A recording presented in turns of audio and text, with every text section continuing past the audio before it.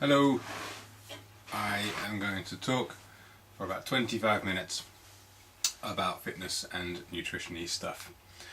I'm going to try and in the 25 minutes give you the fundamentals to walk away and get a plan together to hit your target, whatever your target is. If you are anything like a lot of people on the planet, majority of people want less body fat, increased mobility, more strength, better energy levels, to lose the energy slumps.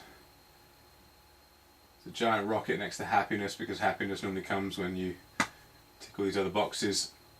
Feeling good nakedness, like not feeling self-conscious, taking your top off at the swim pool, and stuff like that. Those are the main targets. You could talk for days and days and days about nutrition. I'm gonna pick this one, body fat. It's a very, very common one. A lot of people want less of it. So what am I saying about body fat?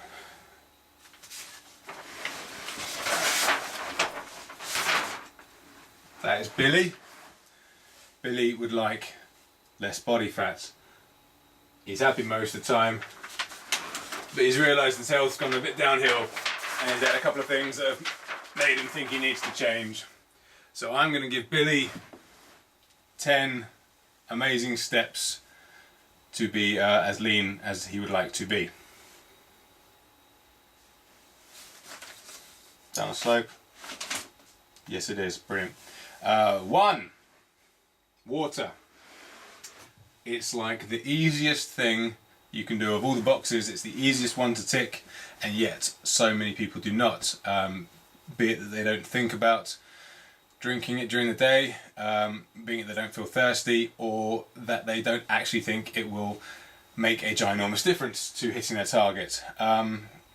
If you look, anytime you want to achieve something, the easiest thing to do is look at someone that's already achieved it and see what they do. Yeah, might not be your path, but you can get some great knowledge that way. And if you look across the board at athletes, at models, competitive bodybuilding types, anyone who has a very low percentage, you will see across the board there is a general theme of drinking a redonkulous amount of water.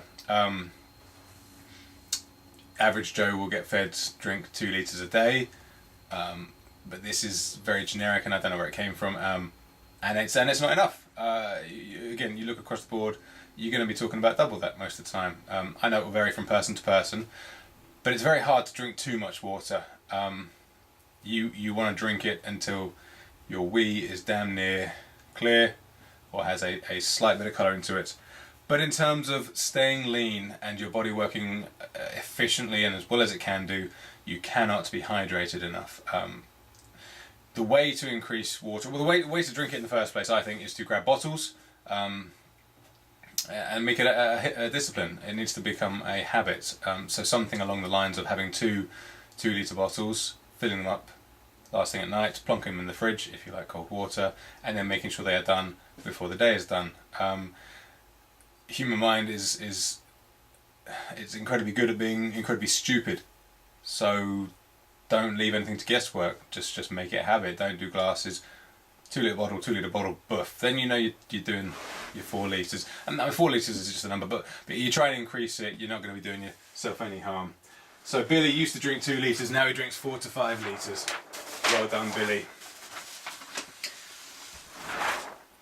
Get over there, you bastard. Right. More vegetables. That's just like the most obvious thing I'm saying, isn't it? Vegetables are healthy. Everyone knows vegetables are healthy. So one of the problems is we live in a society where we are fed certain things, what we're supposed to eat, what we're supposed to drink, best way to lose weight, the best way to stay fit. So maybe instead of thinking, fat loss vegetables, we might think, I'll have a Diet Coke instead of a Coke, or I'll have the no added sugar squash, or I'll get a low fat yogurt, or I will have a packet of crisps that's under 100 calories. Because this is the stuff we see adverts, we see posters. You don't walk down the street and see a ginormous poster say, broccoli, is awesome. Because you don't make as much money. People don't make as much money out of vegetables as they do from diet shitty drinks. Vegetables should be the first thing one thinks about when trying to lose weight. One needs to think several things. One needs to think, how do I get them into my day? What do I mean? I mean, if someone has a lunch of a sandwich and a crisps and a drink, how are they adding vegetables? Are they chopping up some carrot sticks in the morning? Are they losing the sandwich altogether and it's now a salad? How can they get lots and lots of veggies in a day? Veggies, obviously, tick your nutritional boxes, but it's more than that. They are your best friend when trying to stay lean, because they are very, very filling. They are like the compound exercises of food, the most bang for your buck. So, tub of ice cream, very, very easy to inhale. That's about 700 calories. 700 calories of broccoli would look like about 2 kilograms, and if it's raw, that's not easy to get through. You'd be chewing all day long. So you're never ever going to gain weight from broccoli or carrots. So vegetables are like the staple thing. Once you're drinking like a stupid amount of water, you get the veggies in. Maybe you have a green blend with your breakfast or for your breakfast. Maybe you have chopped veggies at lunch. Maybe you have a salad at lunch. Maybe you have a donkulously large salad bowl for dinner. How can you get more veggies? Don't just write down Monday breakfast this, lunch this. When are you going to buy it, and when are you going to prepare it? These are the two really, really simple things that stop most good intentioned food plans from working. Someone writes it down, but it's Monday morning, they didn't buy everything they needed, they didn't give themselves a window to prepare it, and they're getting an orange mocha frappuccino on the way to work with a muffin. So what you're going to buy, when you're going to buy it, when you're going to prep it. And prep it, I'm not one to spend all day in the kitchen. Kudos if someone makes really, really fabulous food and does spend a long time in the kitchen. You don't have to. It's not a necessity. I feel like a busy person, so you might just need a 20-minute window. But if you don't have that 20-minute window, you've got nothing and you're going to work hungry. So more veggies. This is what Billy used to eat. Now Billy is eating like a champion: watermelon, blueberries, spinach, and king-size broccoli.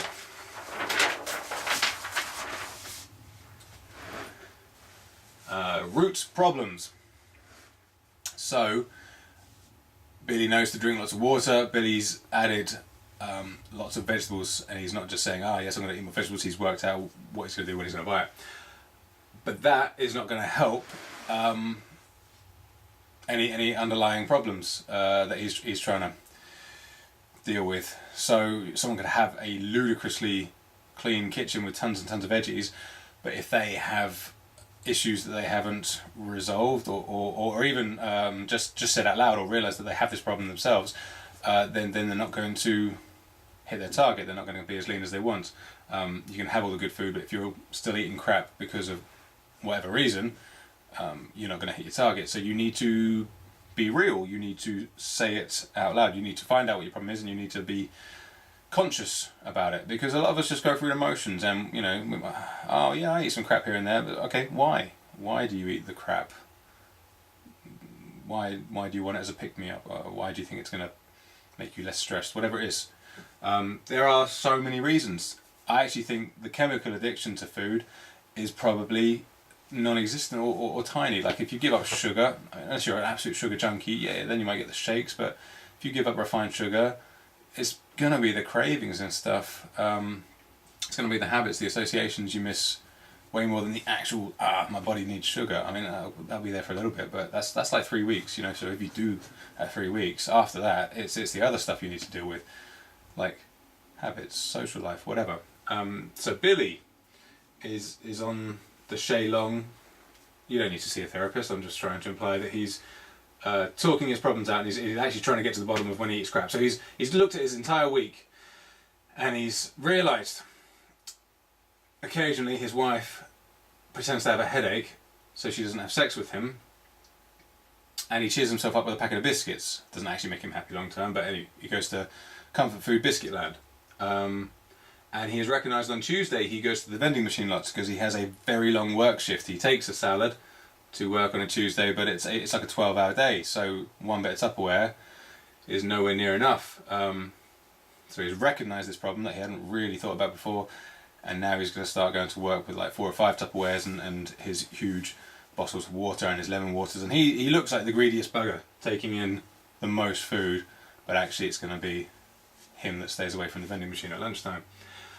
And he's nervous that his mates will treat him differently. He is worried that his mates aren't on this health kick, and he's going to go to the pub on a Friday, and they'll all be getting their manly beer, and he'll be ordering a lime water with a slice of something or other. Yeah. And he's worried they're going to judge him or think he's a donkey. So he's nervous about that, and he's addressing that. The friend thing is I always think a no-brainer, because if your mates judge you or do anything less than support you when you say you're trying to do something proper, are they really your friends? No. Fuck off, pretend mates. So boom! He knows what his main things are that he's going to have to try and get ahead of. It's not going to be like a case of, I can get rid of them now, but just consciously getting them out there is a big deal. That's step 1. He's ready to go a bit further now. Right, clean house. So Billy has gone through every cupboard and his fridge and his freezer, and he has written down, like a true nerd, every single bit of processed food he has, every bit of junk food, everything that isn't completely bog standard natural from the ground. So he's got a carrot, he's got some cheese, he's got white bread, some bacon, some salty roasted peanuts, some Frosties, a carrot, a Diet Coke, a Red Bull, and a cucumber. And he's hungry to hit his target. He more than the roasty salted peanuts, he wants to feel happy in his own skin. He wants to move better. He wants to be poorly less. He just wants to feel superb. So he gets rid of all the crap. And he's got an apple and a cucumber and a spider web and some flies and a carrot, because now his cupboards are pretty much empty. So Billy is hungry, but he's gotten rid of all the crap in his house. So we're going to work out what to put in the cupboard soon. But he's done the hard bit. And when he's thrown the crap away, he hasn't thought, I'm Captain Oxfam, but he hasn't thought, this is a waste. He's just bitten the bullet. There's always something. There's always leftovers from Christmas or a birthday cake, or there's always crap. There's always someone's birthday at the office. So if you're gonna do it, you just do it. You can't think about waste. And to be honest, if you're trying to get in the mindset of you really want to hit this target, and this stuff doesn't help you, you don't really think of it as waste. You just think of that as crap. So is it a waste to get rid of crap? No, it's crap. Crap. Right, so he's got a clean house. Well done, Billy. Legend. So he's actually supposed to be pondering in this face. He looks a little bit evil. That wasn't the intention. Knowledge is power. What do I mean by that? So what I mean by that is, if you are trying to get fit and you want to be way healthier, and you've chosen a path of whatever, this exercise and this food, this sleep, this liquid, you want to feel confident that you have chosen the right path.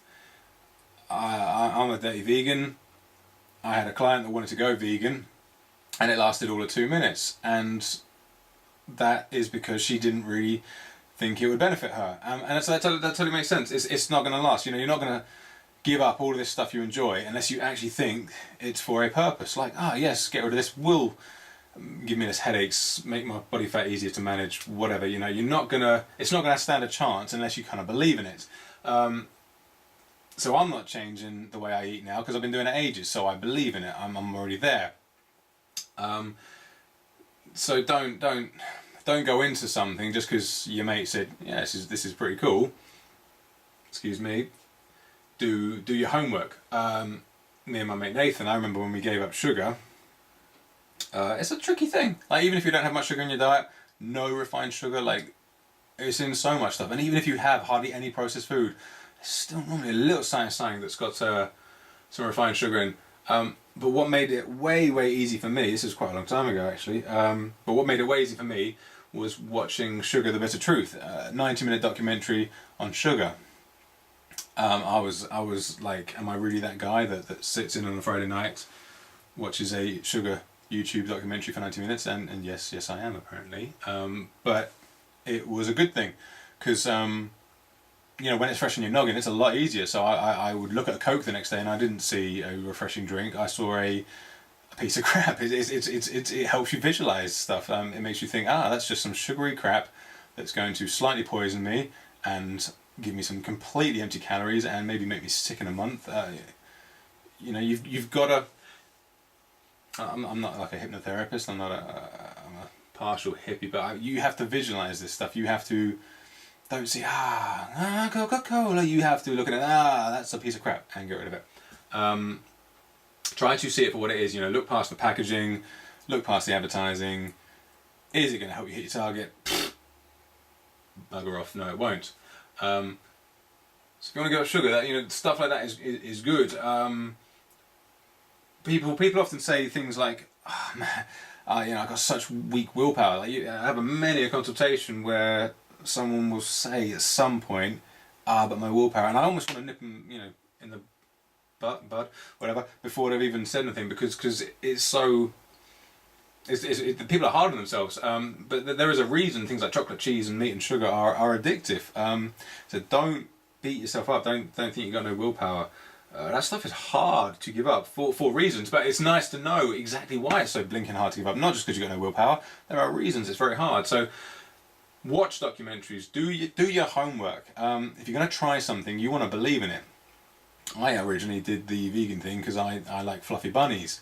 But you know, having done more and more homework, I'm like, oh crikey, this is actually totally the way to go. I'm not missing anything nutritionally.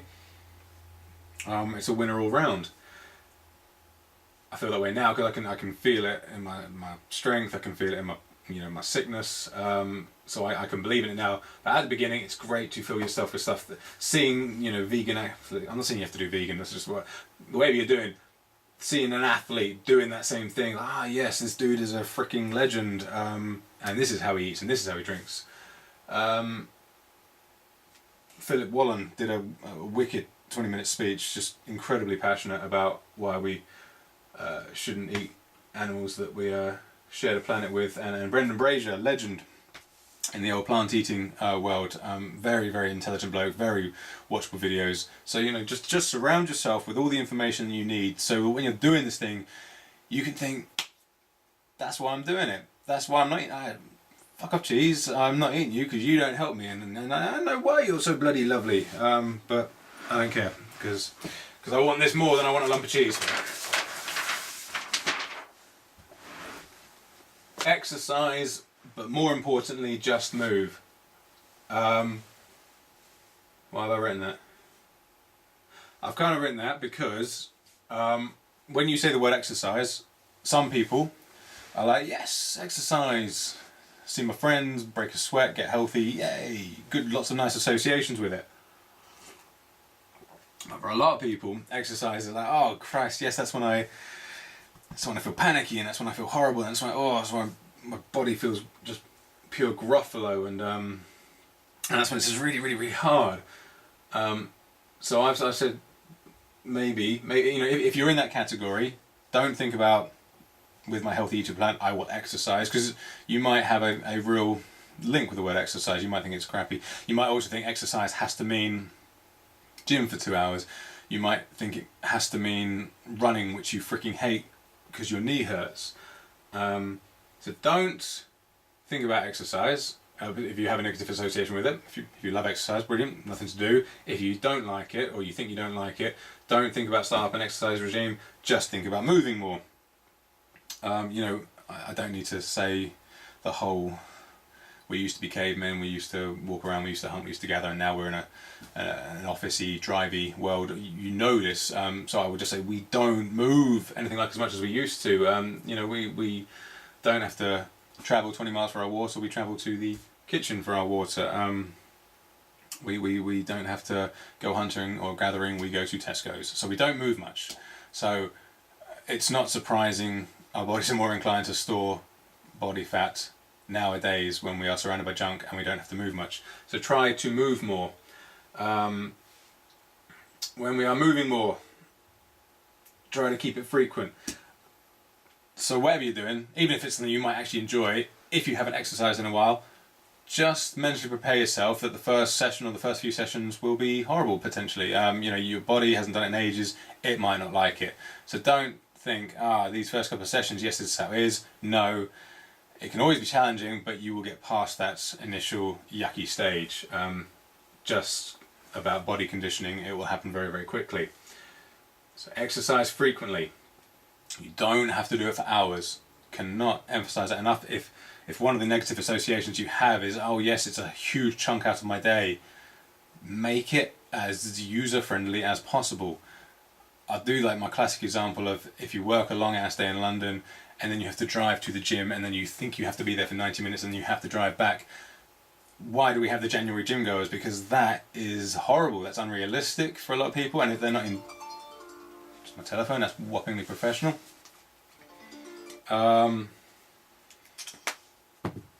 Yes, that's a huge chunk out of your day. That's not going to be sustainable, and it, even if it's not enjoyable straight away, you want it to get into an enjoyable point. But if you are giving up that larger chunk of your evening and you're already knackered, that's probably not going to work. You're probably going to be a January gym goer. So just think little and often, particularly if you have that negative association in the beginning. Just think, right, I'm going to do a little something. I'm going to do a whole other talk on what exercise, but for now I'll just say little and often is great. Don't have to do it for hours. I will say it has to be uplifting. You need to enjoy it. You might not need to enjoy it at the time. So for instance, like I'm a big advocate of strength training. You might not actually enjoy that whilst it's happening because it's shocking your body, and you're trying to constantly better what you've done before. So that doesn't always feel good, but you should feel fantastic at the end of it, and if not, slightly fantastic during it. So sometimes you'll love it, sometimes you'll hate it, but there should be an uplifting point at some point in the process. If you are doing something where you dread it and then you hate it and then you feel like crap, that's not going to be sustainable. Something's gone wrong. You should be doing something better. You should be doing a belly dancing class or a gymnastics class or something that's going to actually make you excited and have fun. It should be challenging. So you don't have to do it for hours and hours. So if you're doing it for 10 minutes, 20 minutes, 30 minutes, 40 minutes, whatever, but it should be challenging. So again, I'm talking more about that in the exercise portion, but you've got to keep pushing yourself, irrelevant of age, irrelevant of starting point. Keep progressing. Progressing is the exciting part. And keep attitudinous. I think I just wanted to spell a naughty word. Just keep doing it.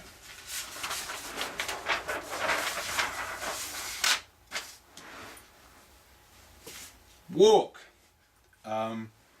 Sometimes in consultations I feel like I have to defend what I'm saying because I'm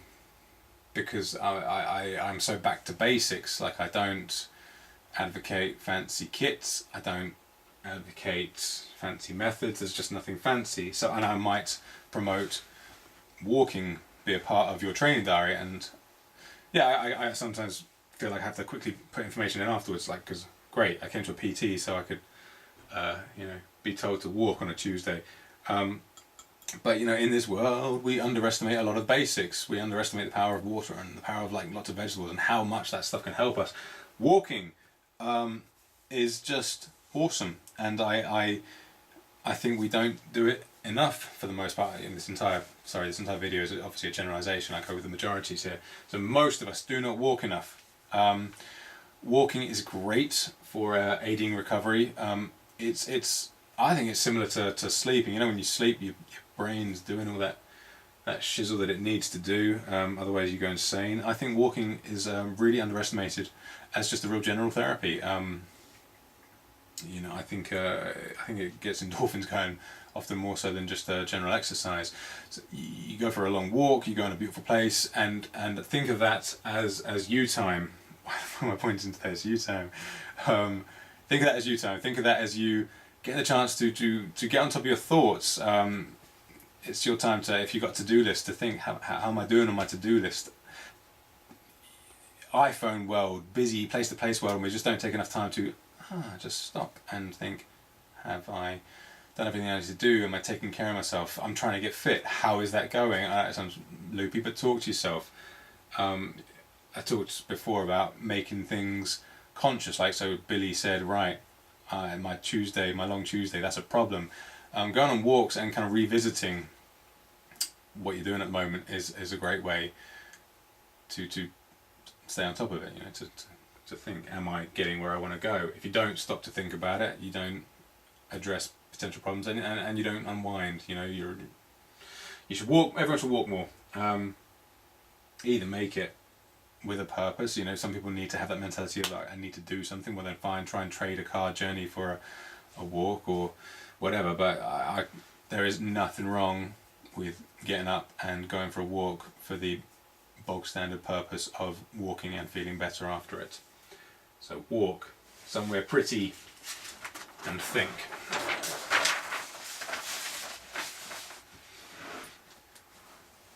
What the actual fudge? This is where Billy is annoyed. So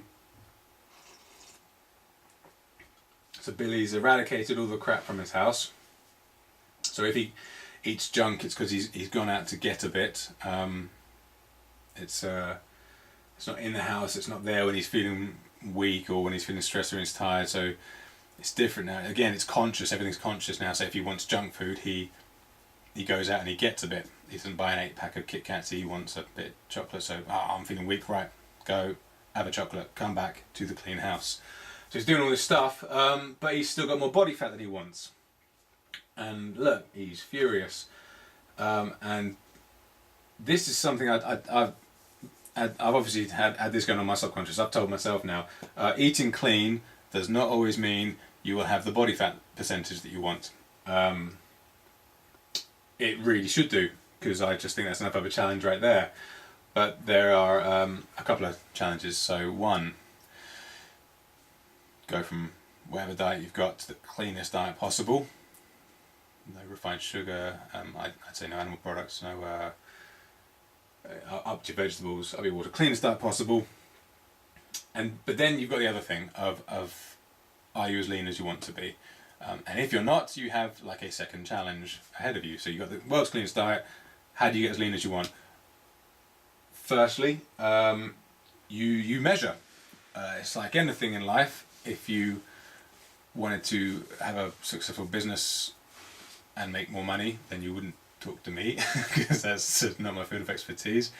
But if you wanted to make more money, you would measure it. You wouldn't just think, oh yeah, I reckon I made some money, or I don't know, I did last month. You'd measure it. You'd say, what's my net profit this month? What's my net profit? Oh, look, it's gone up. Yay! Whatever I'm doing is working. And it's exactly the same here. If Billy wants a trimmer waistline, the human brain is as stupid as it is smart. So he might lose half an inch, or so he thinks, and then hey, reward time with burgers and chips, and then gain an inch. So don't allow yourself to fall into these traps, or at least be real about it. So measure, have a weekly waist measurement. If you're going in the right direction and it's healthy, you're not slitting your wrists whilst doing so, you're happy enough and you're losing weight, what you're doing is working, but you don't know that unless you do a measurement. And the other thing not to forget is, if you are eating like an absolute champion, all the healthiest calories on the planet, but not losing weight, never forget it's calories in and calories out. That's the simple thing. You can debate what calories, you can debate when to have them, should I fast, should I not, you can debate any of that stuff. It will always be calories in and calories out. That's just how it works. So don't fool yourself into thinking just because you're eating clean, you'll be as lean as you want to be. If you have 1 trillion calories of peanut butter every day, like I would want to, you're going to gain weight or not lose weight.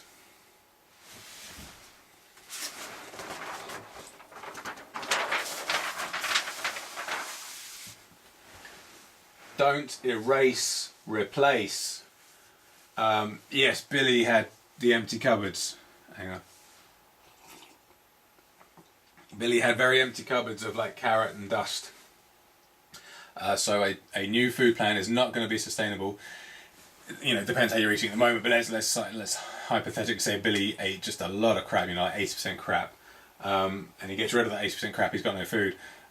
You've got to reintroduce new things, you know, to get your staples. For me, staples would be, have I got weekly veg? Have I got the effort to chop them up?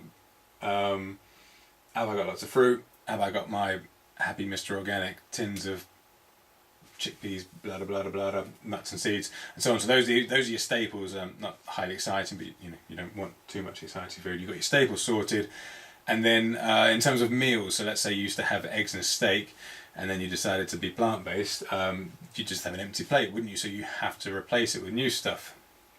How do you do that? Firstly, like I say, fill your cupboards with the staples.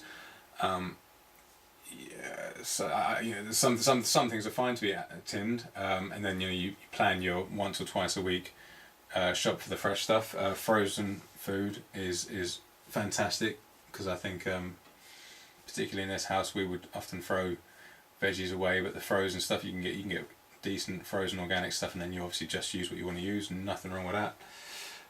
So get your staples in, and then think it's got to be pleasurable, and it will be. It will be. People sometimes think it's going to be a life of misery, and that's where, again, food plans can whoppingly fail. If you're used to having like 3-4 treats a week, and then you have 0 treats a week, you've got a banana now, wicked. It's going to fail because you are grumpy as shit.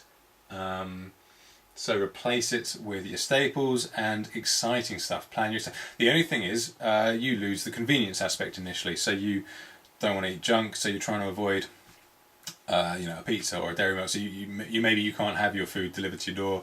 Maybe you can't just get a quick craving and satisfy it at the off license. It requires a little bit more organisation. But you know what? Humans are creatures of habit, and you do it a little while, it becomes the norm. Billy has replaced his Coke with a sparkling water with lemon.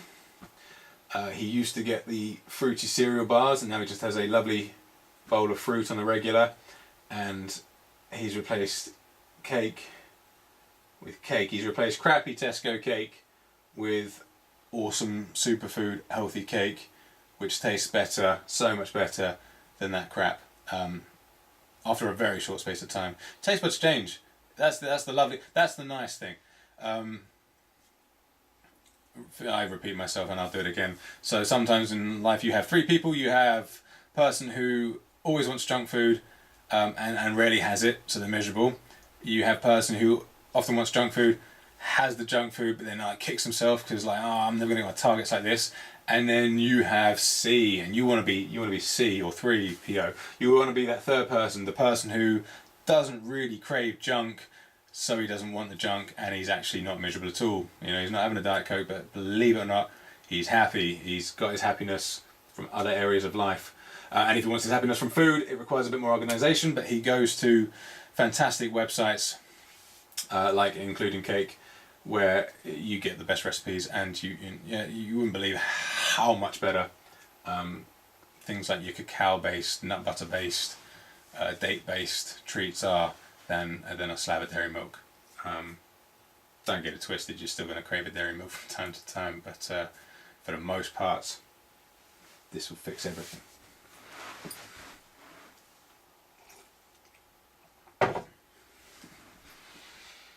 Christ, I've been talking for 35 minutes. This is supposed to be a 25-minute talk. It's going well.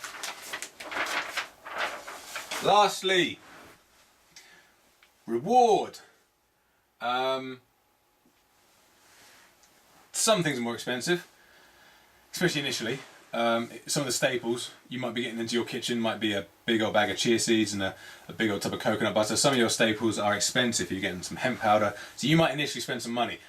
But a lot of the time, when you're eating better, it does not have to mean that you're spending a fortune. You can be street savvy. So touch wood, things like, you know, if you're ditching a Friday night curry and wine, or a regular trip to Pizza Hut, whatever, you should be saving some money. Yeah, you should be spending less. Most people do. On the rare occasions I've really gone into the nitty gritty, looking with clients at exactly what they buy already, and then we like put them a whole new shopping plan together. They normally always save cash, because a lot of your staples, particularly if you do something like trading meat for nuts and seeds and chickpeas, you're going to save a fortune. So you should have some extra cash after all this. And if you're doing all this stuff, if you're making these what feel like sacrifices in the beginning, burp, and then reward yourself. So you got this extra cash. Billy's buying a Back to the Future t-shirt. He's bought a really healthy cake. He's bought some really good coffee. He's bought a toy car. And he's bought some new bars. Pow. That's it. Thank you very much for watching.